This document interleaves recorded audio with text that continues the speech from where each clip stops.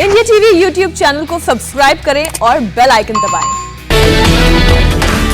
1 मई से होने वाले वैक्सीनेशन के लिए रजिस्ट्रेशन शुरू। 18 साल से ऊपर सभी उम्र के लोगों को अब लगेगा टीका। कोविन पोर्टल और ऐप पर रजिस्ट्रेशन करा सकते हैं। आरोग्य सेतु और उमंग ऐप के जरिए भी होगा रजिस्ट्रेशन शुरू होते ही पहले 1 घंटे के अंदर cowin.gov.in पर 35 लाख से ज्यादा लोगों ने रजिस्ट्रेशन कराया। कोविन ऐप के चीफ आर.एस. शर्मा का बयान, अभी सिर्फ रजिस्ट्रेशन हो रहा है, सेंटर और टीके की तारीख बाद में बताई जाएगी। आर.एस. शर्मा के मुताबिक रोज करीब 1 करोड़ रजिस्ट्रेशन का अनुमान है। सिस्टम पर जोर पड़ेगा, लेकिन तैयारी पूरी है। सीरम इंस्टीट्यूट ने कोविशील्ड वैक्सीन के दाम घटाए, अब राज्यों को 300 रुपए में मिलेगी वैक्सीन। सीरम इंस्टीट्यूट के सीईओ अदार पूनावाला को वाई कैटेगरी सिक्योरिटी सीआरपीएफ को सुरक्षा की जिम्मेदारी दी गई।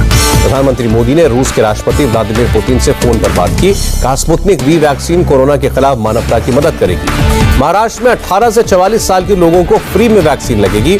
उद्धव कैबिनेट का फैसला। महाराष्ट्र में 1 मई से हालांकि टीकाकरण शुरू नहीं होगा। स्वास्थ्य मंत्री राजेश टोपे ने कहा, थोड़ा सब्र रखें। महाराष्ट्र में टीके की सप्लाई कैसे होगी, इसके बारे में जल्द ऐलान होगा। अब तक करीब 1.5 करोड़ लोगों को लग चुकी है वैक्सीन।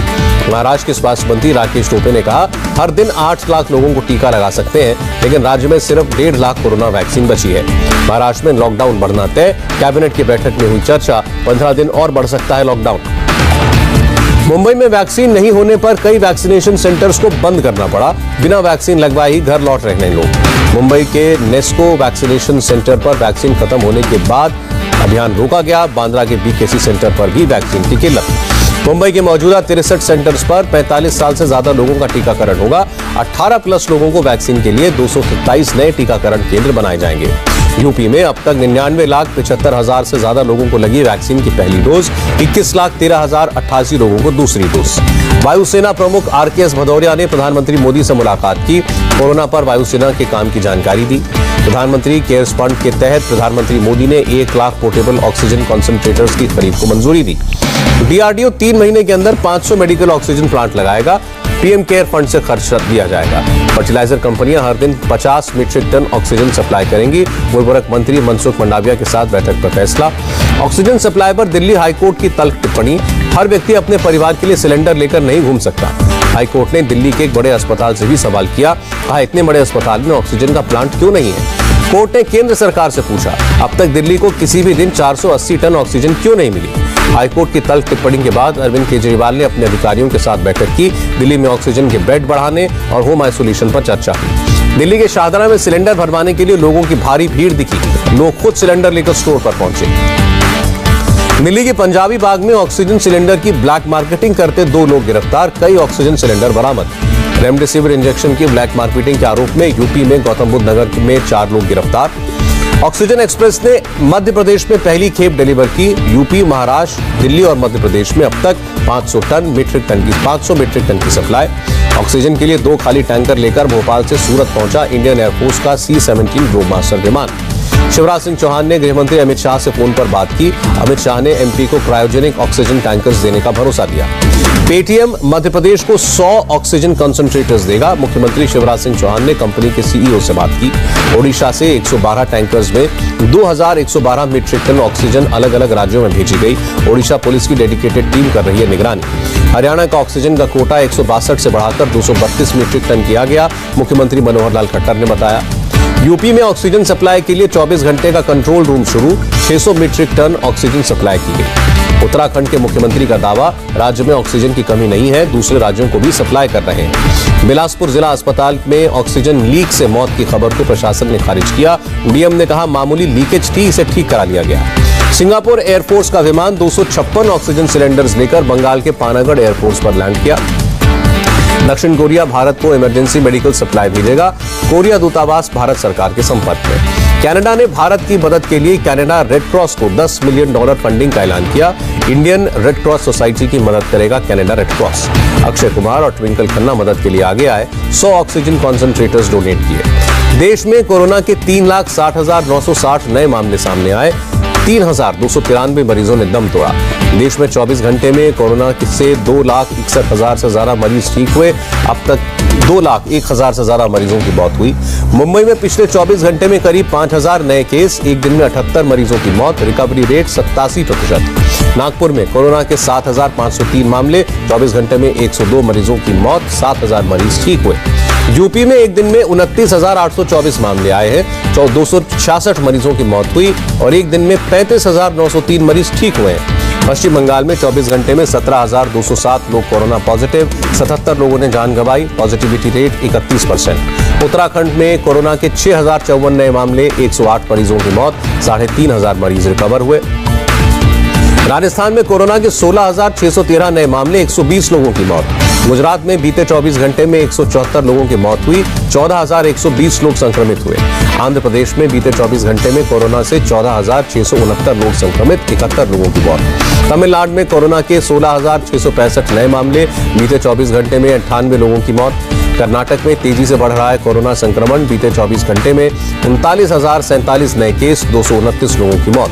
केरल में 24 घंटे में कोरोना के 35,000 से ज्यादा नए केस, 41 लोगों की मौत हुई। जम्मू कश्मीर में बीते 24 घंटे में कोरोना से 3,023 लोग संक्रमित, 30 लोगों की मौत। राजस्थान के मुख्यमंत्री अशोक गहलोत की पत्नी कोरोना पॉजिटिव हुई, खुद को आइसोलेट किया। दिल्ली में Sardar Patel Covid care centre में कोरोना मरीजों का हो रहा है वॉक इन एडमिशन, 228 मरीजों का इलाज जारी। महाराष्ट्र के राज्यपाल भगत सिंह कोश्यारी का आदेश, कोरोना मैनेजमेंट में सरकार के रिटायर्ड मेडिकल अधिकारियों की सेवाएं ली जाए। हरियाणा में हर जिले में डायल 112 की 20 गाड़ियां एम्बुलेंस का काम करेंगे, मुख्यमंत्री मनोहर लाल खट्टर ने आदेश दिया।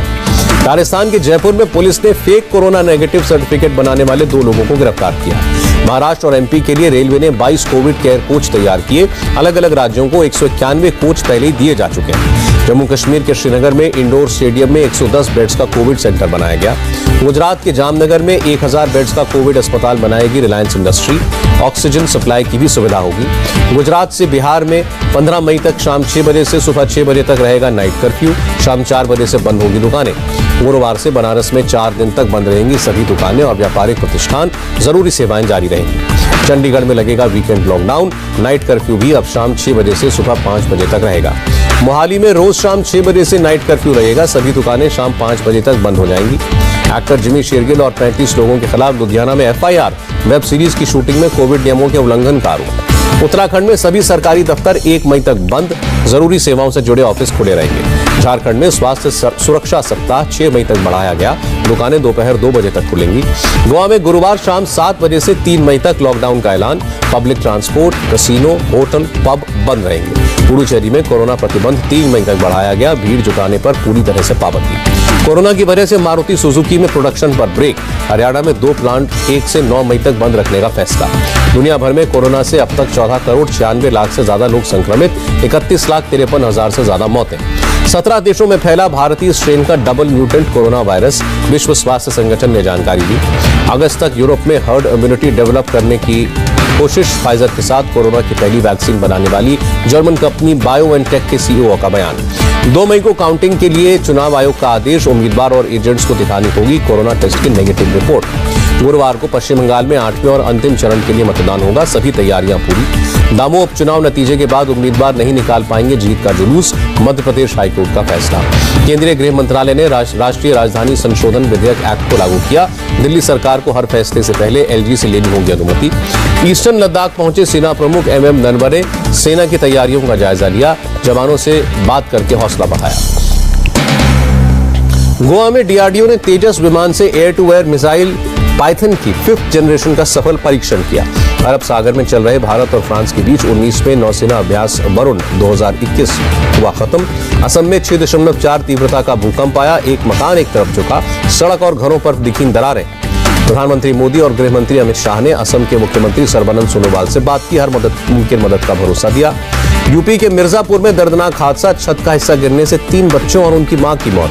यूपी के हाथरस में देसी शराब पीने से 5 की मौत, पुलिस ने एक व्यक्ति को हिरासत में लिया। यूपी के कानपुर में ट्रेन हादसा, बिल्हौर रेलवे स्टेशन के पास मालगाड़ी के 2 डिब्बे पटरी से उतरे। महाराष्ट्र के गढ़चिरौली में सुरक्षा बलों ने 2 नक्सलियों को मार गिराया, पेट्रोलिंग पार्टी पर किया था हमला। महाराष्ट्र के रत्नागिरी में एक फार्मास्यूटिकल कंपनी में आग लगी, कोई घायल नहीं। ब्रिटेन के चुनाव आयोग ने प्रधानमंत्री बोरिस जॉनसन के खिलाफ जांच शुरू की। फ्लैट के रेनोवेशन में पार्टी फंड के इस्तेमाल का आरोप। अमेरिका के नॉर्थ कैलिफोर्निया में अल्मोड़ा पुलिस ने जारी किया वीडियो। जॉर्ज फ्लॉयड की तरह पुलिसकर्मी के घुटने के दबाव से 26 साल के शख्स ने दम तोड़ा। चीन के ग्वांगसी ज्वांग में बच्चों के एक स्कूल में चाकू से हमला, 16 बच्चे और 2 शिक्षक घायल, 2 लोग गिरफ्तार। एशिया प्रशांत क्षेत्र में ऑस्ट्रेलिया अपनी सैन्य शक्ति बढ़ाएगा। 4 सैन्य बेस बनाने के लिए $747 मिलियन खर्च करेगा। इंडोनेशिया में 2.5 टन ड्रग्स जब्त, पुलिस ने 17 तस्करों को गिरफ्तार किया, 1 को मारी गोली। एशियाई विकास बैंक ने चालू वित्तीय वर्ष में भारत की जीडीपी 11% की दर से बढ़ने का अनुमान जताया। अमेरिकी डॉलर के मुकाबले 30 पैसे मजबूत किया हुआ रुपया, $74.36 रही $1 की कीमत। सेंसेक्स में 790 अंकों की बढ़त, निफ्टी में भी 211 अंकों का उछाल। कोरोना की वजह से महिला T20 के आयोजन पर मंडराया खतरा। बीसीसीआई ने कहा है इस साल रद्द करना पड़ सकता है टूर्नामेंट। टोक्यो ओलंपिक को लेकर जापान सरकार की 7वीं समीक्षा बैठक। ओलंपिक आयोजन में कोरोना रोकथाम के उपाय बड़ी बाधा। नमस्ते, मैं हूं मीनाक्षी जोशी। वीडियो और खबरों से अपडेट रहने के लिए India TV YouTube channel subscribe करें, बेल आइकन दबाना ना भूलें। जुड़े रहें इंडिया टीवी के साथ।